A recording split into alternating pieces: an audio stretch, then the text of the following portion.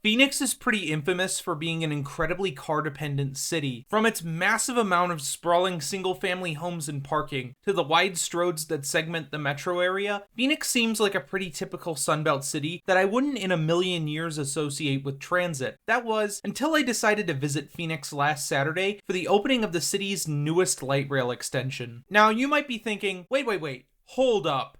Phoenix not only has transit, but it has light rail? And honestly, I wouldn't blame you for being surprised. The light rail transit system as a whole is actually pretty new. With the system getting voter approval nearly a quarter of a century ago in the year 2000, God, I feel old just saying that, initial construction on the Valley Metro Light Rail Transit began back in 2005. Despite some setbacks during the construction of the initial line, the first 20 miles of the light rail line still opened up on time and on budget in 2008. The line experienced early initial successes and performed above expectations for ridership, and with that early success came the demand for expansion to the system. The first one came in 2015 with the Central Mesa extension, which extended the line eastward through the suburb of Mesa. In 2016, the first phase of the Northwest extension opened, which extended the line north from its original terminus at Montebello and 19th, a few miles north to 19th and Dunlap. A few years after this, the line would extend east yet again to its current eastern terminus at Gilbert Road. And in 2022, the city of Tempe, along with Valley Metro, would create the Tempe streetcar, providing additional local rail transit for the city of Tempe. And if you want to learn more about the Tempe streetcar, then go check out my video about it on my Patreon, link below. You'll also get other benefits there, but let's get back into the video.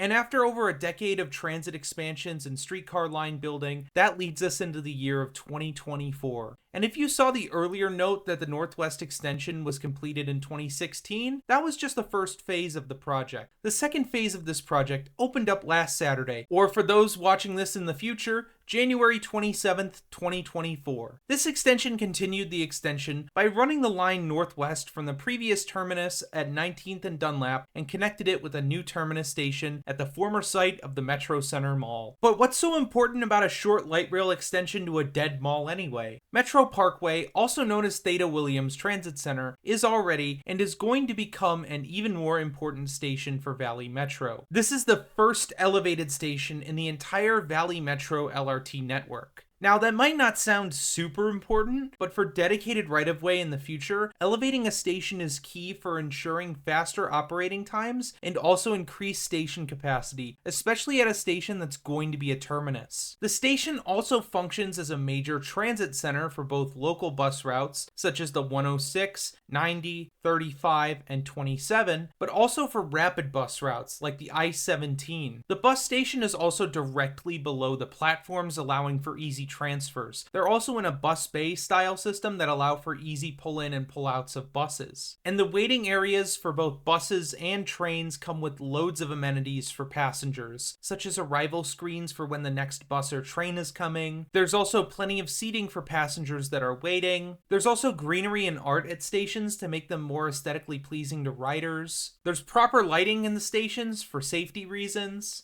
And probably one of the most important features when it comes to making a station out in Phoenix, shade. Shade helps keep temperatures cooler in stations and is incredibly important to riders, especially in the summer, where temperatures regularly exceed 110 in the summertime. This new transit center is a huge addition to Valley Metro and will help serve riders as an effective terminus and transfer station. Now, you might be wondering, why would I take a train to an abandoned mall? Well, the station also does technically serve a little theme park right next to it. The city is currently looking into rezoning the site of the mall that it's on into a major transit-oriented development. This TOD will be huge for Valley Metro, increasing ridership on the existing line. It'll be a few years before it's actually done or any TOD development starts, but it's still a very exciting development for walkability and transit access in an area that's severely lacking it. Now, there are two other stations that were built as a part of this development. You have Mountain View and 25th, and 25th and Dunlap. Now, these stations aren't quite as modern and flashy as Metro Parkway is, but they're both still really nice light rail stations in their own right. Two things that I really noticed about these stations is how they incorporate nature into these stations. There are these kind of weird planter grates. It's a regular thing among all the Valley Metro stations, but it just adds a nice touch of green. And water fountains.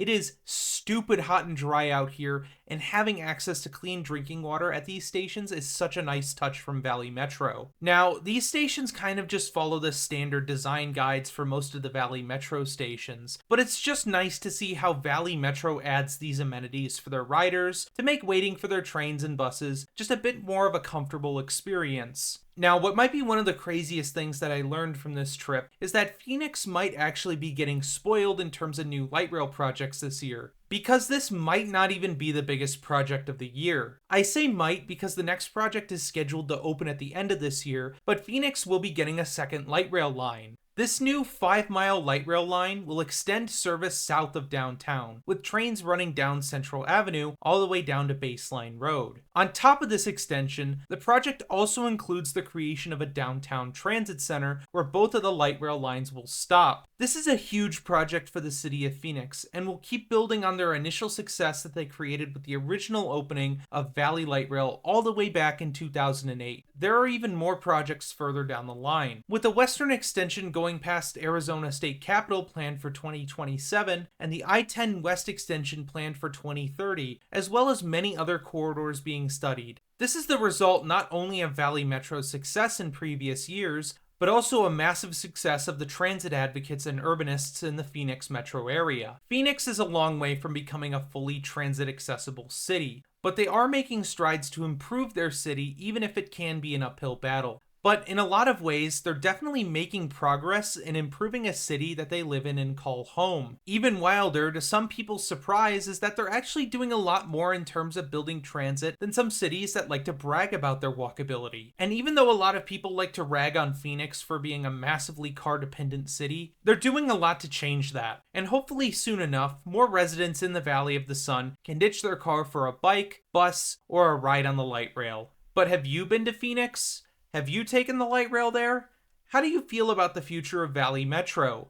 Let me know in the comments below. And if you enjoyed this video, be sure to like, comment, and subscribe. Real quick, I want to give a shout out to the Phoenix Urbanist community, especially the people who run Tico Phoenix and Jamie Truffin. You guys are awesome. It was great having a conversation with you guys about urbanism and the future of Phoenix city planning, and I really learned a lot from y'all, so thank you so much for that. On top of this, I want to give a special shout out to all of my patrons, especially Tony Stunts, who's in my Metro tier, and CC Marv MD, who's in my Trolleybus tier. Without your support, I wouldn't be able to do this kind of reporting on new transit events, so your support is greatly appreciated. And if you want to support the future endeavors of this channel while also getting some benefits like your name in the credits, early access to videos, and exclusive content, be sure to check out my Patreon, link down below. And if that isn't your speed, then be sure to check out my other socials, link down below as well. Guys, this video was just so much fun to make, and I can't wait for more future transit endeavors with y'all.